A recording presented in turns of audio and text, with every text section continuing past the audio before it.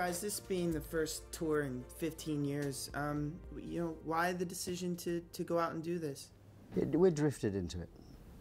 I mean, it sounds a little aimless and sort of, I think sometimes people think that there should be a reason, and when you say that we're doing it for fun, it almost sort of over-trivialises something that most people think there should be a reason and should be rebellious and we should be saying something.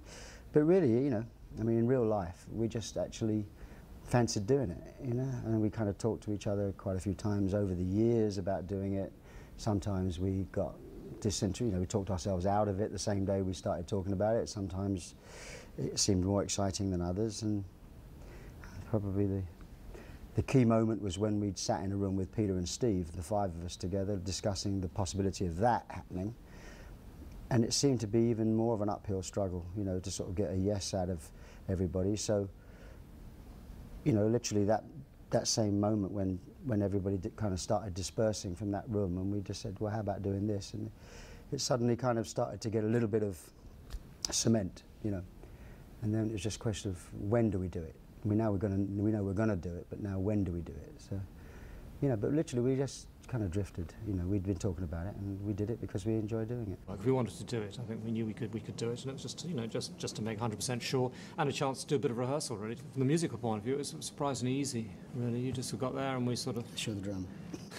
Well, the drummer. The drums took a bit of time to catch up with everybody else, but to be honest, we were all kind of slightly, feeling our way a little bit. I mean.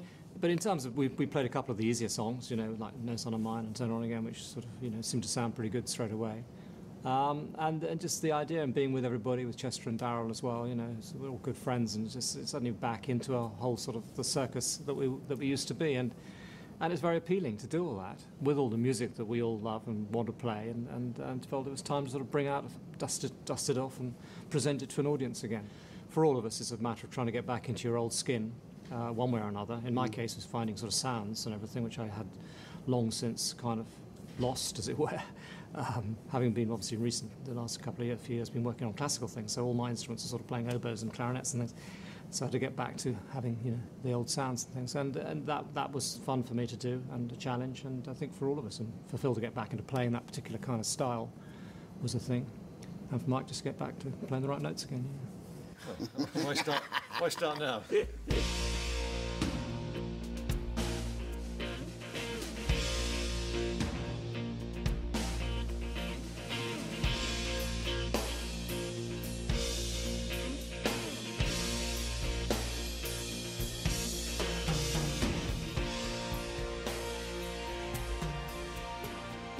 You're doing it because you want to do it. You're not doing it as it's not part of. It's almost unrelated to the past in some respects, because you're just doing it now for different reasons. There's no album to promote. So. One thing we did say, I know we're just talking about what you're going to do, production-wise. We did say we wouldn't try and challenge like we used to do, something that's so new and different and revolutionary that actually never works till the last day. We in a sense, all the technology we've used existed.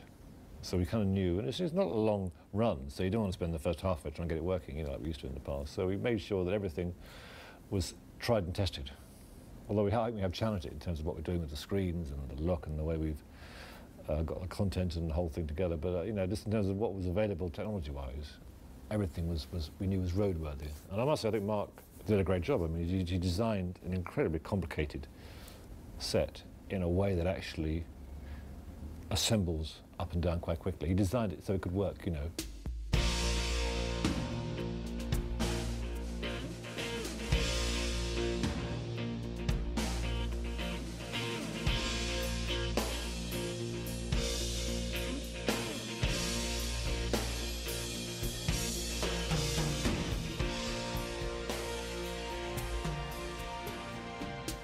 Sit in Brussels for 2 weeks and sort of eventually get everything working, and then you take it out, and then it's like reassembling a toy or something. It's got to be able to be reassembled and working every day or every gig, and that requires an awful lot of ingenuity. We like to sort of check what all the sort of major looks are when it comes to the lights. You sort of see what the big looks are that you can get out of it, and then try to sort of make certain they happen at the right time in the set. In terms of the set, it's just quite impossible to please everybody. And there's certainly a percentage of the audience, quite a small percentage, but a certain percentage who would like to hear nothing beyond Lamb Lies Down on Broadway, you know, we know that. And others who probably only want to hear stuff really from sort of the hits onwards. I mean, originally it wasn't our idea to do stadiums. We were looking, I think, at, you know, the normal sort of, the more arena-type places. We felt we probably would be okay with them.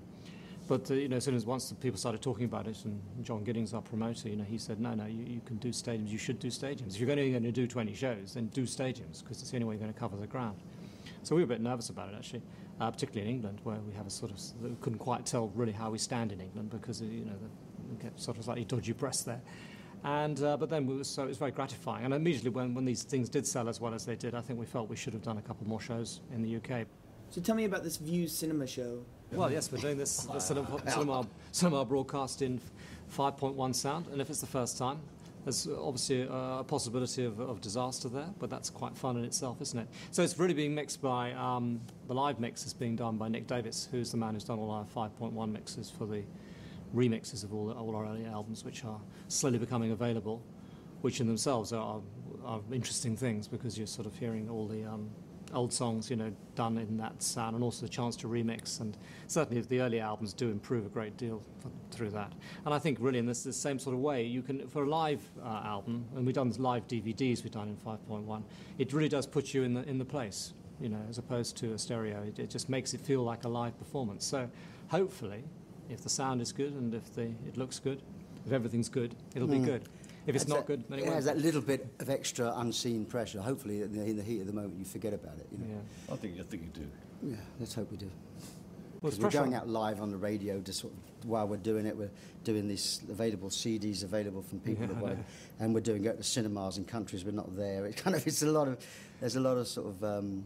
But, you know, in the heat of battle, you kind of forget. Yeah, because in the old days, you know, if you had a night when a few things you cocked up badly, it stayed thought, secret. it was just that one place that knew about it, you know. Now you do it, and it's sort of there for posterity. People are going to have the CDs after the show and stuff. Anyhow, there you go. I suppose it's like car crashes, isn't it, and races. It's what people sort of want, really. Yes, so let's give it to them.